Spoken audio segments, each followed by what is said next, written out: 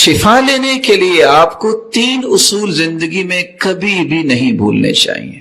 سب سے پہلا اصول، یقین بنانا پڑے گا میں دنیا کے سارے ڈاکٹرز اکٹھے کر لوں، دنیا جہان کی قیمتی سے قیمتی دوائی لے لوں، علاج کروا لوں، شفا کس کے ہاتھ؟ اللہ کے ہاتھ۔ جب تک یہ یقین نہیں ہے میرے بھائی، اس وقت تک کوئی کام نہیں بنے گا۔ شافی وہی ہے۔ یہ پہلا یقین دل میں بٹھائیے کہ میں دنیا جہان سے علاج کروا لوں گا، جب تک ادھر سے آرڈر نہ ہوا کچھ نہیں ہوگا، جب تک اس کا فیصلہ نہ ہوا تو کچھ نہیں ہوگا۔ آج تھوڑی سی بیماری لمبی ہو جائے یا اچانک سے ڈاکٹرز کہہ دے نہیں اب کوئی بات نہیں بننے والی، تو پھر پتا کیا کرتے ہیں؟ ابھی وہ بیچارہ 4 روپے بھی پڑا ہوتا ہے، کہتے ڈاکٹرز نے تو جواب دے دیا ہے، اب ہو سکتا ہے شام تک یا چلو شاید 2 دن نکال لے۔ اور مجھے اس وقت حیرت ہوتی ہے جب کوئی محترم بھائی کال کرتا ہے، کہتا جی ڈاکٹرز کہہ رہے ہیں اگر آپ نے وینٹیلیٹر پہ ہے اس وقت مریض، اگر وینٹیلیٹر آف کروا دیا اس کی ڈیتھ ہو جائے گی۔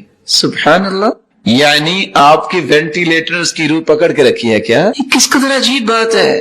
جو سانس اس کے باقی ہیں وہ باقی ہیں، دنیا کی کوئی طاقت ان سانسوں کو بچا نہیں سکتی، اور اگر بچ گئے ہیں تو دنیا کی کوئی طاقت ان کو ختم نہیں کر سکتی۔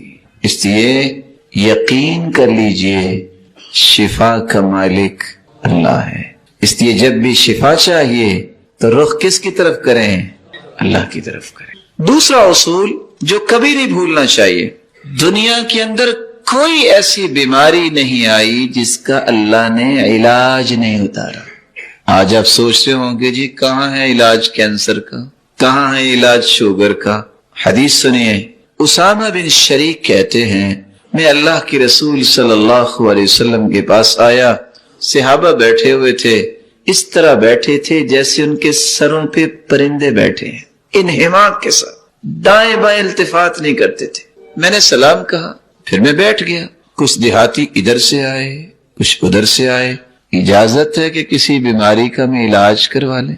تو آپ نے فرمایا علاج کروایا کرو، اور سنو اللہ نے کوئی ایسی بیماری نہیں بنائی جس کا علاج نہیں بنایا سوائے ایک بیماری کا، الحرم، بڑھاپے کا علاج کوئی نہیں۔ بڑھاپا ہے، اب بڑھاپے کو جوانی میں کیسے بدلیں گے؟ ایسا نہیں ہو سکتا۔ اس لیے کہتے ہیں لوگ کاش جوانی واپس آ جائے، کاش یہ جوانی بکتی ہوتی۔ کہنے والا کہتے میں خرید ہی لیتا لیکن نہیں بکتی۔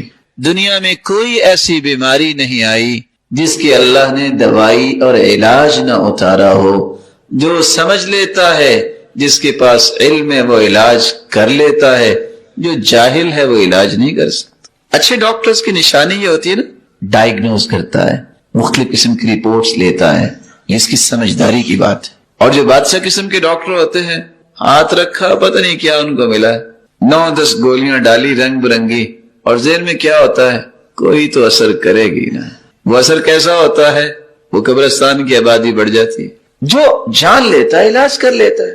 تو یہ بات دوسرا اصول طے ہو گیا کہ دنیا میں کوئی بیماری لا علاج نہیں۔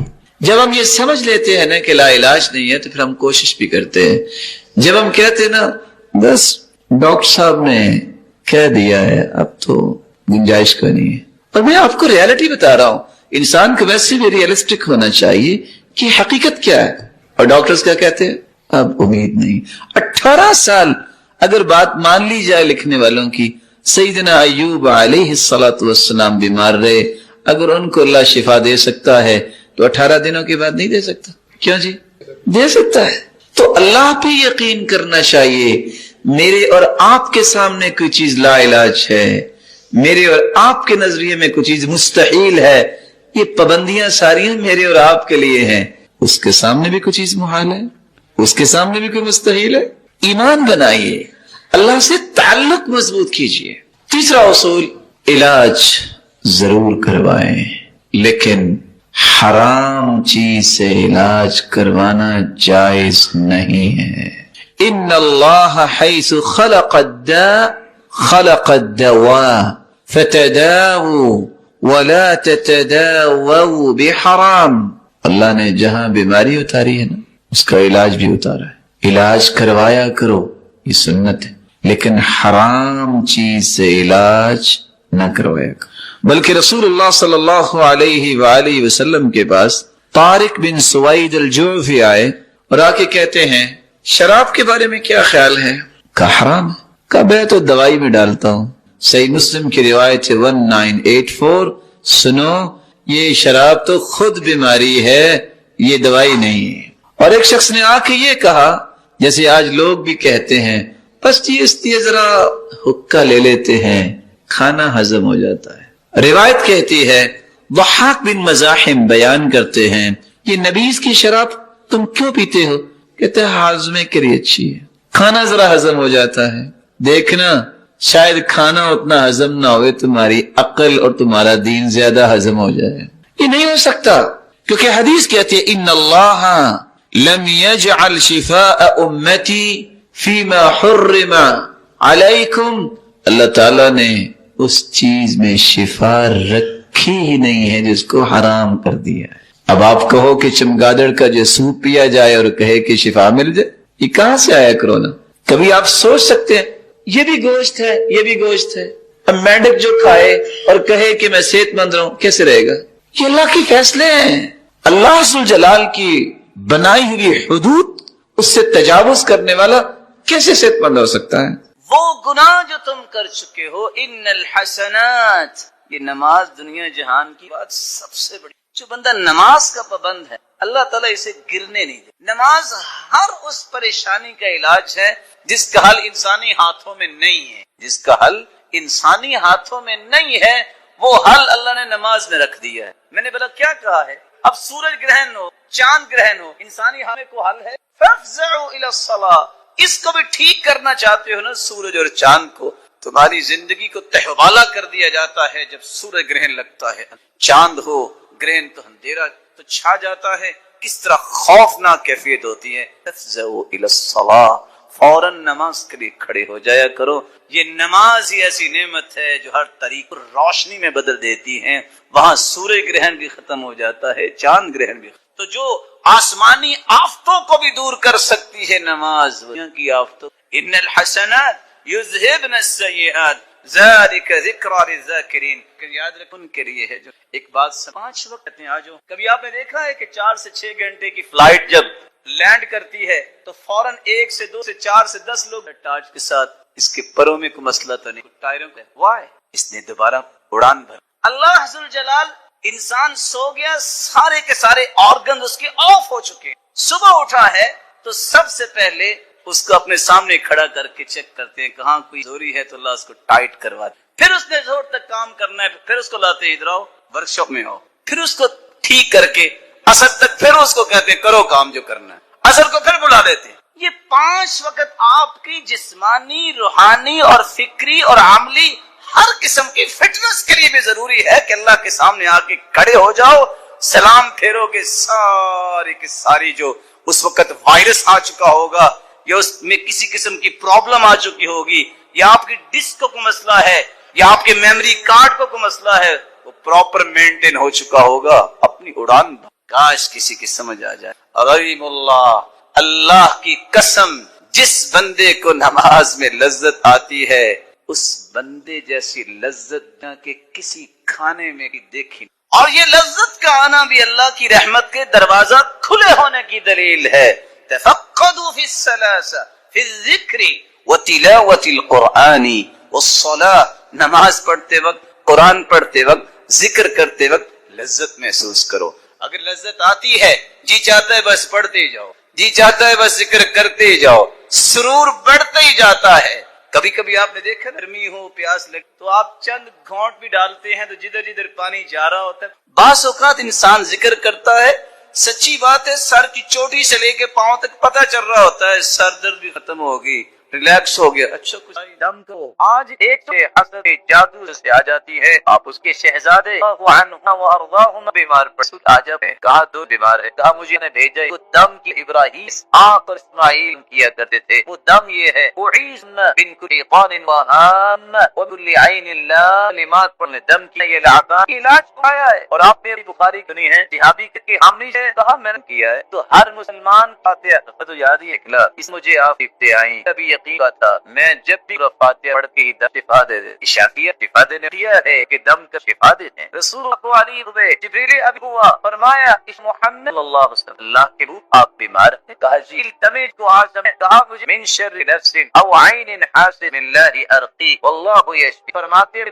نام کیا تو آپ کو من کل شیء ہر اسے جو آپ کو ہے، من شر ہر جان شرارت سے، او عین حاسد سے حاسد کی نظر بھی ہے، بسم اللہ واللہ یشفی، اللہ کا نام لے کرتا ہوں اللہ آپ کو شفا دے، اللہ علیہ وآلہ وسلم سکھاتے ہیں کہ آپ نہ کرو بلکہ دیا امر اللہ صلی اللہ علیہ وسلم المعوذ صلاح کے بعد الاعوذ اور سیدہ عائشہ اللہ تعالی عنہ فرماتی ہے جب نازل ہوئی بیمار ہو میں آپ کو، اور اگر آپ غور کر 11 آیتیں آپ صلی جب جادو کیا لبید بن عاصم یہود انہوں نے آتی کی اللہ جل جلال کی بن عاصم نے جادو کے 11 سے لگا کے زروان نامے کے اندر درمیان گابے میں سیدنا علی رضی اللہ تعالی عنہ کو بھیج کے منگوایا، 11 ہی آیتیں نکالتے ایک آیت پر زندگی میں دوبارہ وہ، اور میں آپ سے ادبن گزارش یہ ہر نماز ٹوٹتے پڑے اللہ نر جادو کی حفاظت، جب بھی کے پاس کیا جاتا یا کوئی تو آپ عیادت ہے تو آپ صلی اللہ علیہ وآلہ وسلم دم کی دعا دیا کرتے، اور دعا یہ تھی اذهب واشفی شافی شفاء الا شفاء شفاء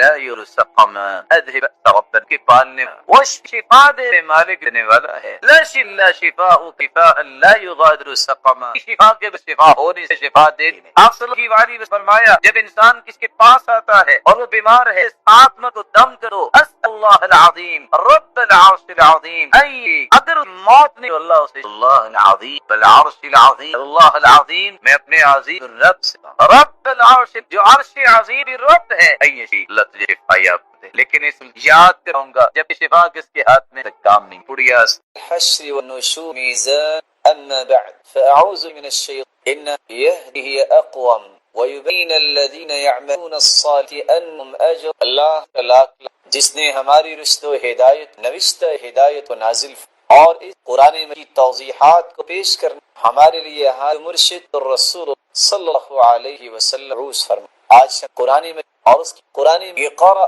قراءة سے فعلان کے وزن جس کا مطلب الجمع والضم والاجتماع، کسی چیز کو جمع کسی چیز کو قرآن مجید، اسی لیے کہ اللہ رب سابق الہام فنون کو اس میں قرآن میں اس لیے کہتے کہ اللہ تمام صحیح قصص کو اللہ رب اس قرآن صحیح قصوں قرآن مجید اس لیے کہ اس میں انسانیات ایک انسان اگر قرآن دستور حیات بن تو اس کی تمام تو پورا کرنے کا علم اللہ نے اس قرآن میں بلکہ اس پر قرآن مجید اس لیے کہ اللہ رب اس پاک کلام عالم اسلامیہ کو جمع کیا جا سکتا، اگر کیا جائے تو قرآن میں، کیونکہ قرآن میں کوئی اختلاف نہیں، اور جو شخص قرآن میں اختلاف کرتا ہے ہر تو اس کے ایمان سے اختلاف ہو جائے۔ اللہ اس قرآن کے اوصاف بہت ارشاد ربانی ہے، اس ذکر اور اس کی حفاظت ذمہ داری بھی یہ ایسا آفاقی جس شخص کو یہ نصیب ہو اللہ رب تذکرے میں پھیلا دیتا، یہ کتاب ہدایت ارشاد ربانی ہے۔ الف لام میم تلک آیات ہدی محسنین، یہ اللہ کی نشان ہے، یہ رحم احسان، اللہ رب العزت نے اس کو فرقان بابر جس نے اس کتاب نازل کی لیکن للعالمین، یہ فرقان کیسے ہے؟ قرآن کی تعلیم لکھتا ہے، اللہ حضرت اس کے اندر صلاحیت یہ حق و باطل تمیز کر سکتا، یہ سچ اور جھوٹ تمیز کر سکتا، یہ فرقان اللہ رب جس کو یہ مت عطا کر کہ یہ اللہ اور یہ فرق کر سکتے حق یہ باطل، یہ صحیح یہ سقیم، اللہ رب نے اس کو کتاب مبارک ارشاد ربانی ہے وَأَنزَلْنَا مُصَدِّقًا وَأَنزَلْ مبارک، اس کتاب کو برکت نازل کی، برکت جس شخص کا تعلق اس کے ساتھ مضبوط اللہ رب اس پہ بھی برکت کی برکت، اور دوسری جگہ فرمایا وَأَنزَلْ اس کتاب کو کتاب بنا، اس کے بیان کردہ احکامات کی روشنی میں کی کہ زاویہ اپنے رویوں پر سیدھی لعل اللہ کی متلاشی ہو تو اس کتاب ہدایت کتاب مبارک اتباع کر اس کی روشنی میں اللہ رب العزت اس کو کتاب یہ روشنی جس شخص کا تعلق کتاب سے جڑ جاتا ہے روشن بن اللہ اس کی روشنی ہو دنیا میں بھی اور آخرت ارشاد وَكَذَا مِنْ أَمْرِ مَلْكِ مَا وَلَكِ مَنْ نَشَاءُ وَإِنْ يَعْصِرْ مُسْتَقِيمٌ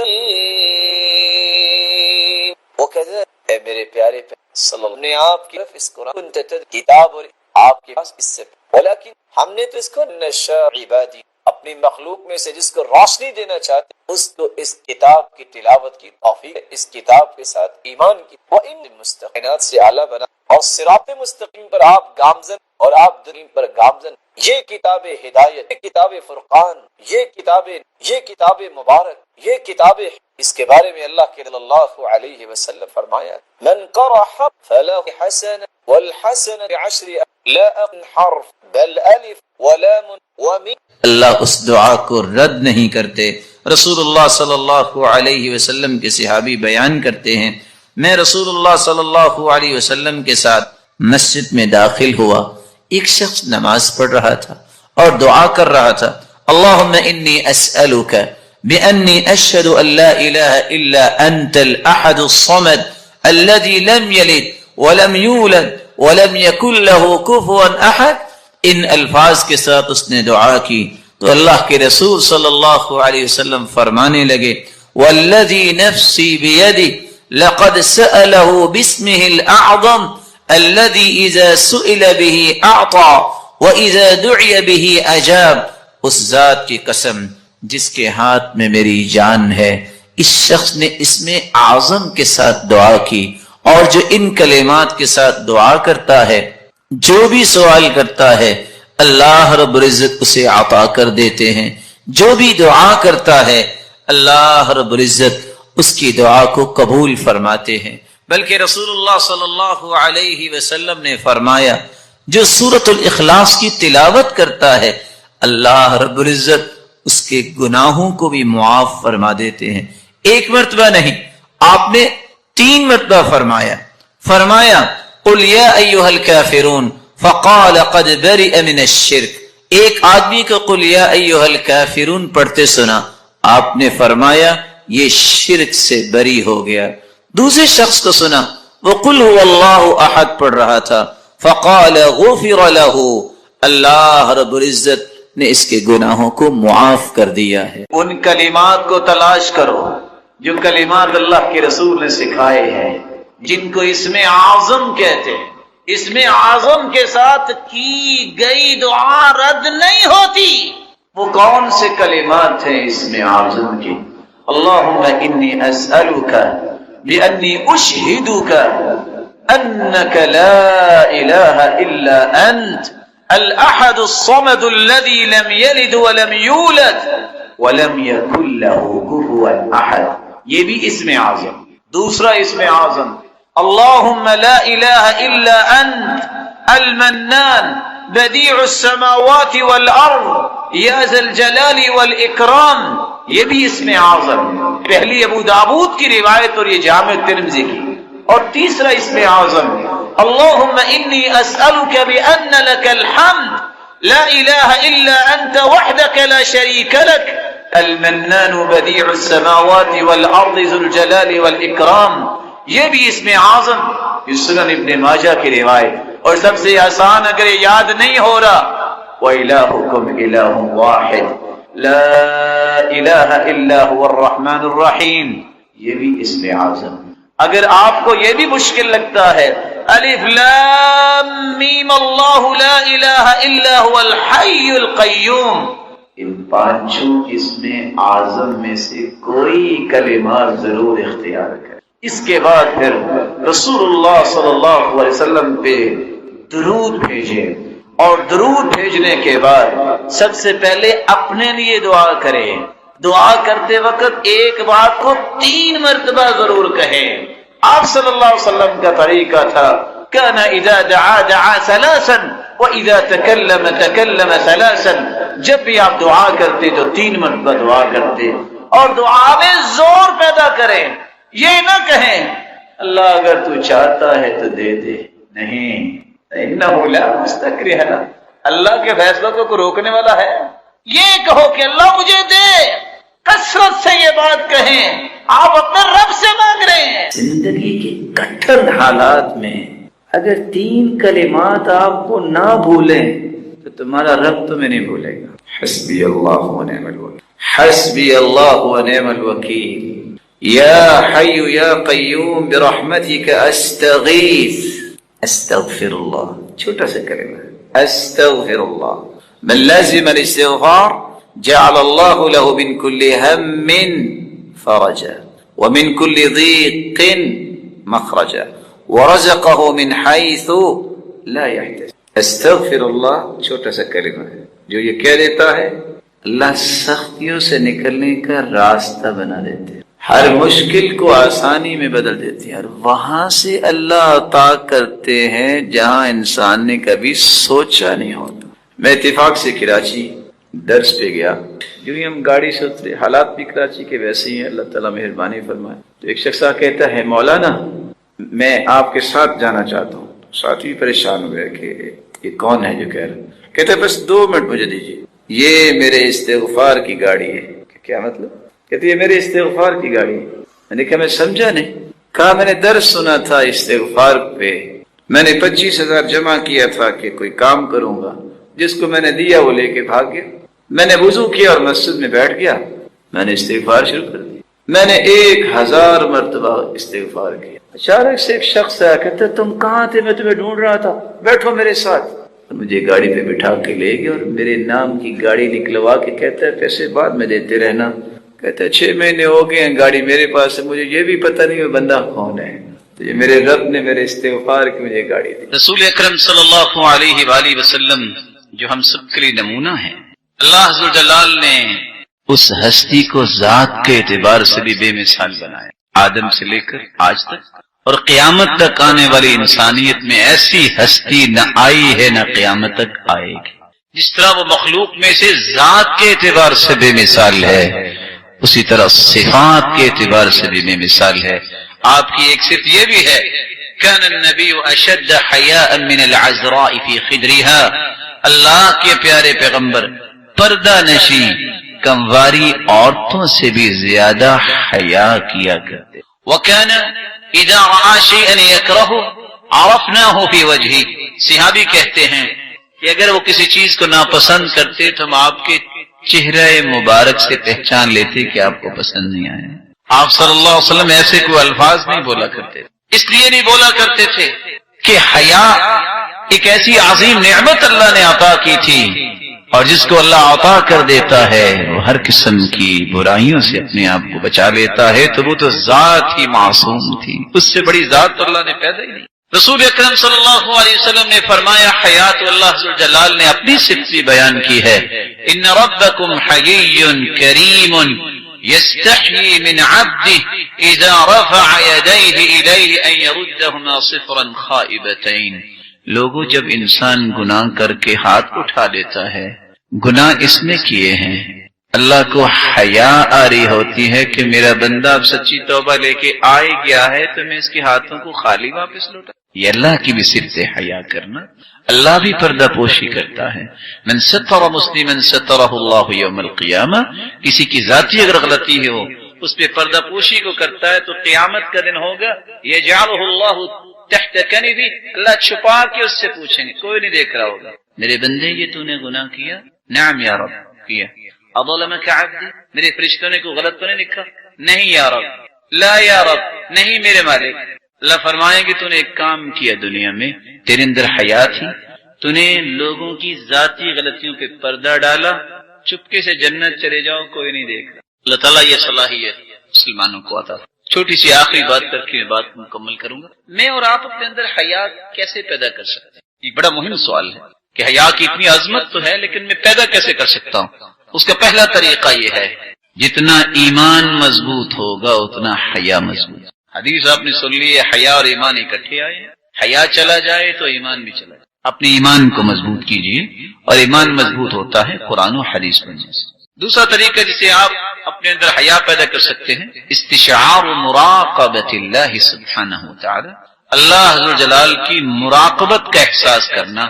میں جہاں بھی چلا جاؤں گا میرا رب تو دیکھ، میں جہاں بھی چلا جاؤں میرا رب تو دیکھ رہا ہے۔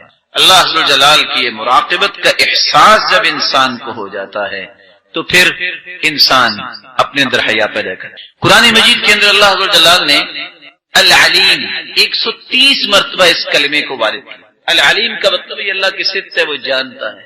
اللہ حضر جلال نے 130 مرتبہ اس کا تذکرہ کیا۔ رسول اللہ صلی اللہ علیہ وسلم نے سورۃ الفاتحہ کے بارے میں کتنی خوبصورت باتیں بیان کی۔ سب سے پہلی بات، رسول اللہ صلی اللہ علیہ وسلم نے فرمایا والذی نفسی بیدی، قسم ہے اس ذات کی جس کے ہاتھ میں میری جان ہے، ما انزل فی التوراہ ولا فی الانجیل ولا فی الزبور ولا فی الفرقان مثلها یعنی القرآن، وإنها لسبع من المثانی والقرآن العظیم الذي اعطیته۔ اللہ تعالیٰ نے آسمانی اور الہامی کتابوں میں سے نہ تو تورات میں ایسی صورت نازل کی، نہ انجیل میں ایسی صورت نازل کی، نہ ہی زبور میں ایسی کوئی صورت نازل کی، اور نہ ہی قرآن مجید میں ایسی صورت ہے جیسی اللہ تعالیٰ نے سورۃ الفاتحہ کو نازل کر کے اپنی مخلوق پر انعام کیا ہے۔ یہ 7 آیتیں بار بار پڑھی جانے والی ہیں۔ یہ ام القرآن بھی ہے، قرآن مجید کی ماں کا درجہ اس کو دیا گیا، ام الکتاب بھی ہے، یہ کتاب کی، کتاب اللہ کی ماں کا درجہ دیا گیا اس کو۔ رسول اللہ صلی اللہ علیہ وسلم نے ایک دوسری روایت میں فرمایا کہ سورۃ الفاتحہ یہ ایک بے مثال نور ہے، ایک ایسی روشنی ہے۔ سیدنا عبداللہ ابن عباس رضی اللہ تعالی عنہ بیان کرتے ہیں، بینما جبریل قاعد عند النبی صلی اللہ علیہ وسلم سمع نقیضا من فوقه فرفع رأسه فقال، رسول اللہ صلی اللہ علیہ وسلم کے پاس جبریل امین تشریف فرما تھے۔ اچانک سے ایک آواز آئی، رسول اللہ صلی اللہ علیہ وسلم نے اپنا سر مبارک اٹھایا اور پوچھا یہ آواز کیسی ہے؟ تو جبریل امین نے جواب دیا، هذا باب من السماء فتح اليوم لم يفتح قط الا اليوم، آسمان کا یہ وہ دروازہ کھلا ہے جو آج تک نہیں کھلا تھا۔ فنزل منه ملک، اور اس دروازے سے ایک فرشتہ زمین کی طرف اترا ہے۔ فقال هذا ملک نزل الى الارض لم ينزل قط، پہلے نہیں اتارا گیا یہ فرشتہ الا اليوم، آج ہی اس کو اترنے کا حکم دیا گیا۔ فسلم، اور اس فرشتے نے اتر کر سلام کہا۔ وقال ابشر بنورین، اے اللہ کے محبوب 2 روشنیوں کے لیے، 2 روشنیاں اور 2 نوروں کے ساتھ آپ کو خوشخبری دینے آیا ہوں۔ اوتیتہما لم یؤتہما نبی قط قبلک، ایسے نور جو آپ سے پہلے کسی نبی کو عطا نہیں کیے گئے۔ فاتحۃ الکتاب، ایک سورۃ الفاتحہ ہے، وخواتیم سورۃ البقرہ، اور سورۃ البقرہ کی آخری آیات ہیں۔ لن تقرأ بحرف منہما الا اعطیت، سورۃ البقرہ کی آخری آیتیں اور سورۃ الفاتحہ کا کوئی بھی حرف آپ پڑھیں تو اللہ رب العزت اس ایک ایک حرف کے بدلے عطائیں کرتے ہیں۔ اور یہ روایت صحیح طرف، بلکہ رسول اللہ صلی اللہ علیہ وسلم نے اس سورت کی عظمت کو بیان کرتے ہوئے صحابہ کرام کو کتنی خوبصورت بات سمجھائی۔ صحیح بخاری کا وہ واقعہ کتنا مشہور ہے کہ جب صحابہ کرام بنی سلیم کے قبیلے میں پہنچے، جب پتہ چلا ایک آنے والی عورت نے بتایا کہ ہمارے قبیلے کے سردار کو بچھو نے کاٹ لیا ہے، کیا آپ کے پاس کوئی ایسا شخص ہے جو شخص دم کر سکتا ہو؟ تو رسول اللہ صلی اللہ علیہ وسلم کے ایک صحابی جنہوں نے صرف سورۃ الفاتحہ تلاوت کی اور اس کو دم کر دیا، رسول اللہ صلی اللہ علیہ وسلم کے اس صحابی نے اس سورۃ الفاتحہ کو پڑھنے کے بعد جب دم کیا تو وہ شخص ایسی شفا کی طرف چلا گیا وَكَأَنَّمَا نُشِطَ مِنْ عِقَالٍ، جیسے کوئی گرہ باندھی ہو کھول دی جائے۔ رسول اللہ صلی اللہ علیہ وسلم کے صحابہ نے کہا جب تک اللہ کے رسول سے بات نہ ہو جائے تو یہ انہوں نے جو 30 بکریاں بطور عوض اس کے دیا ہے، ہم اس وقت تک کوئی بات نہیں کریں گے۔ جب رسول اللہ صلی اللہ علیہ وسلم کو یہ بات پہنچی، آپ نے فرمایا وَمَا كَانَ يُدْرِي أَنَّهَا رُقْيَةٌ اقسموا وَاضْرِبُوا لِي بِسَهْمٍ، آپ کو پتہ نہیں اللہ تعالیٰ نے اس صورت کو شفا بنا کے، اس صورت کو دم بنا کے نازل کیا ہے۔ اور یہی بات ابن القیم رحمت اللہ علیہ نقل کرتے ہیں کہ میں نے کتنے سفر کیے اور جب بھی میں بیمار ہوا تو میں نے اللہ کے پیارے پیغمبر کی اس بات پہ یقین کر کے دوائی نہیں لی، بلکہ سورۃ الفاتحہ پڑھتا اور میں دم کر لیتا اپنے آپ کو، اللہ رب العزت مجھے شفا یاب کر دیتے۔ سورۃ الفاتحہ یہ عظیم ترین سورت ہے۔ رسول اللہ صلی اللہ علیہ وسلم کے صحابی سیدنا ابو سعید بن معلی بیان کرتے ہیں مر بی النبی صلی اللہ علیہ وسلم وانا اصلی، اللہ کے رسول صلی اللہ علیہ وسلم میرے پاس سے گزرے، میں نماز پڑھ رہا تھا، مجھے انہوں نے آواز دی، میں نے سلام پھیرا اور سلام پھیرنے کے بعد اللہ کے رسول صلی اللہ علیہ وسلم کی خدمت اقدس میں حاضر ہوا۔ آپ نے فرمایا میں نے آپ کو آواز دی، الم یقل اللہ یا ایھا الذین آمنوا استجیبوا للہ وللرسول، آپ نے اللہ کا یہ کلام نہیں سنا کہ جب اللہ اور اس کے رسول کی بات ہو تو اس بات کو فوراً مانو، لبیک کہو۔ کہا اللہ کے رسول صلی اللہ علیہ وسلم میں نماز پڑھ رہا تھا، پھر اللہ کے رسول صلی اللہ علیہ وسلم نے فرمایا الا اعلمک اعظم سورۃ فی القرآن قبل ان اخرج، کیا میں تمہیں قرآن مجید کی سب سے عظیم سورت نہ سکھا دوں اس سے پہلے کہ تم مسجد سے نکل جاؤ، اپنے گھر کو لوٹ جاؤ؟ میں نے کہا کیوں نہیں؟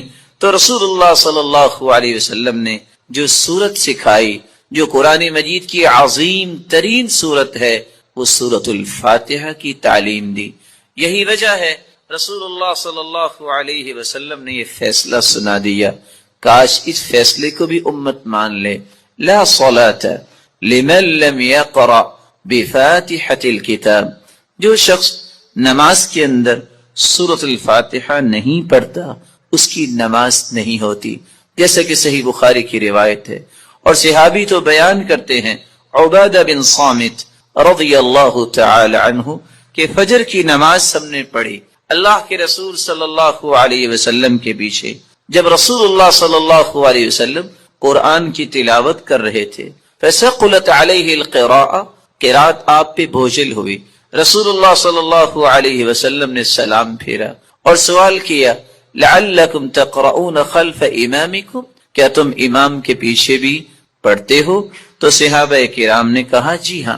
تو رسول اللہ صلی اللہ علیہ وسلم نے فرمایا لا تقرؤوا لا تفعلوا كما في روایت اخرى، دوسری روایت کے الفاظ ہیں لا تفعلوا الا بفاتحة الكتاب، امام کے پیچھے کھڑے ہو کر تم صرف سورۃ الفاتحہ پڑھا کرو، فإنه لا صلاة لمن لم يقرأ بها، کیونکہ سورۃ الفاتحہ پڑھنے کے بغیر نماز نہیں ہوتی۔ یہ ایسی خوبصورت اور ایسی مبارک صورت ہے جو اللہ اور اس کی مخلوق کے درمیان مکالمے کا ایک خوبصورت جوہر ہے، ایسا گوہر ہے انسان الحمدللہ رب العالمین کہتا ہے تو اللہ رب العزت فرماتے ہیں حمیدنی عبدی، میرے بندے نے میری حمد و توصیف بیان کی۔ جب بندہ مومن الرحمن الرحیم کہتا ہے تو اللہ رب العزت فرماتے ہیں اسنا علی عبدی، میرے بندے نے میری تعریف کی ہے۔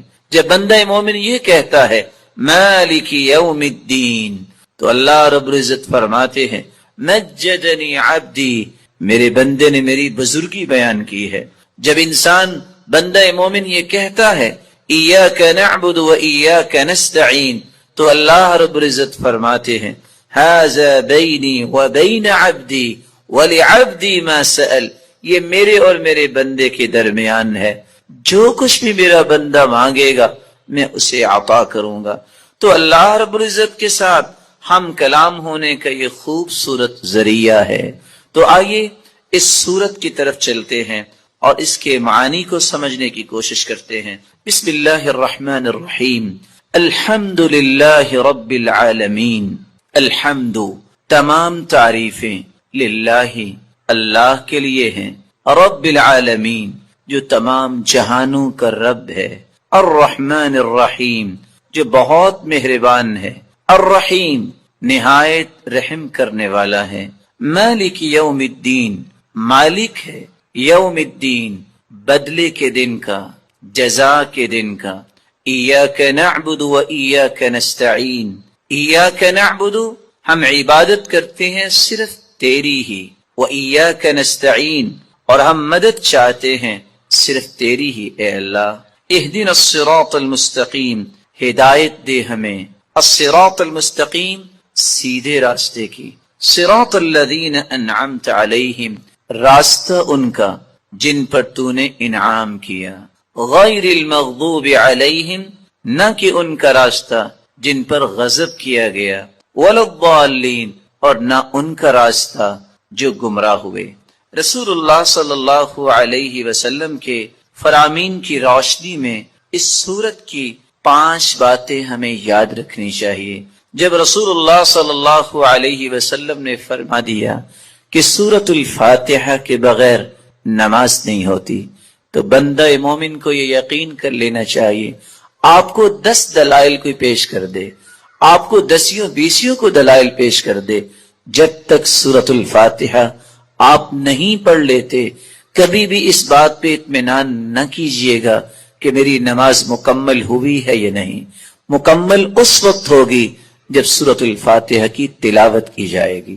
رسول اللہ صلی اللہ علیہ وسلم کے فرامین کی روشنی میں دوسرا پیغام میرے اور آپ کے لیے یہ ہے کہ یہ سورت شفا ہے، یہ سورت دم ہے، اپنے آپ کو بھی اور اپنی اولاد کو بھی دم کیا کرے، اور اس کے لیے سورۃ الفاتحہ سے بڑھ کر کوئی نسخہ کیمیا، کوئی تریاق نہیں۔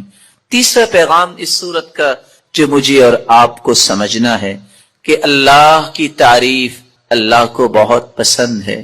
یہی وجہ ہے عبداللہ ابن عباس رضی اللہ تعالی عنہ فرمایا کرتے تھے، الحمدللہ ہر شکر کرنے والے کی زبان کا یہ وطیرہ ہے۔ الحمدللہ سب سے پہلے آدم علیہ السلام نے جو کلمہ اللہ نے جب انہیں پیدا کیا، روح ڈالی، تو سب سے پہلا کلمہ جو ان کی زبان پہ آیا وہ الحمدللہ تھا۔ نوح علیہ السلام نے بھی کہا فَقُلِ الْحَمْدُ لِلَّهِ الَّذِي نَجَّانَا مِنَ الْقَوْمِ الظَّالِمِينَ، اور ابراہیم علیہ السلام نے بھی یہی کہا الحمدللہ الذی وہب لی علی الکبر اسماعیل و اسحاق، اور داود اور سلیمان علیہم السلام کے قصے میں بھی یہی بات ملتی ہے، وقال الحمدللہ الذی فضلنا علی کثیر من عباده المؤمنین، اور اللہ رب العزت نے اپنے پیغمبر سے بھی مخاطب ہو کر فرمایا وقل الحمدللہ الذی لم يتخذ ولدا، اور اللہ رب العزت نے قرآن مجید میں اس بات کا تذکرہ کیا کہ جنتیوں کی زبان پہ بھی اگر کوئی بات ہوگی تو وہ یہی ہوگی الحمدللہ الذی اذهب عنا الحزن، اور وآخر دعواہم ان الحمدللہ رب العالمین،